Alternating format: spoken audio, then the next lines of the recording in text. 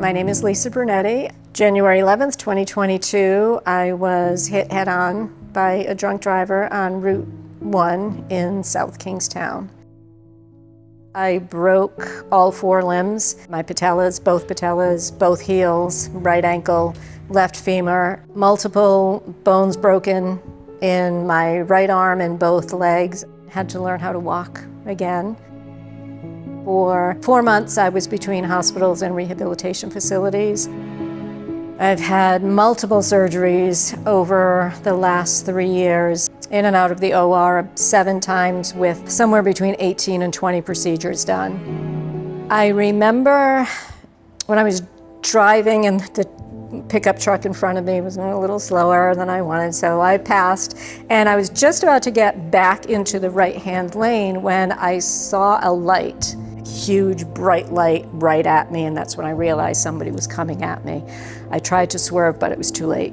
Next thing I remember is opening my eyes. I saw my windshield completely shattered, pulled away from the car. My legs were pinned and I couldn't move, and I just wanted to stretch my legs, and that's what I kept saying is, somebody get me out of here. There was somebody speaking to me, and I remember starting to kind of go under and hearing him say, stay with me, stay with me. And in my head, again, I'm like, oh my God, that's what they say when you're going to die. Once they started with the jaws of life, that's when I felt the pain. I remember screaming in pain when they pulled me out of the car. And that's the last thing I remember until I woke up in the hospital. I remember kind of waking up, but everything was black. I didn't see anything, everything was black. And in my head, I remember thinking, am I dead? Is this what happens when you die? And then I saw the light. The light, but it was a light from, I guess, the operating room. And that's when things started to come into focus, and I realized I wasn't dead. I was in the hospital. For 10 days, I was pretty much sleeping. I was either in surgery or sleeping or having somebody feed me because I couldn't feed myself.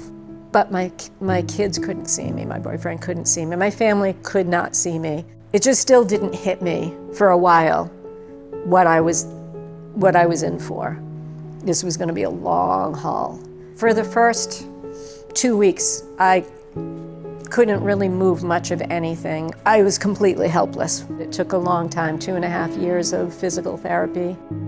It was hard work, but I was determined. In my mind, there was no choice. I had no choice but to work hard because in my head, I'm getting up again, I'm walking, I'm not going to let this stop me. As a result of the crash and all of the injuries, I had limitations, physical limitations of things I can and can't do. I can't run anymore. I can't jump. The biggest thing that worries me is how I'm going to be able to interact with my grandchildren down the road.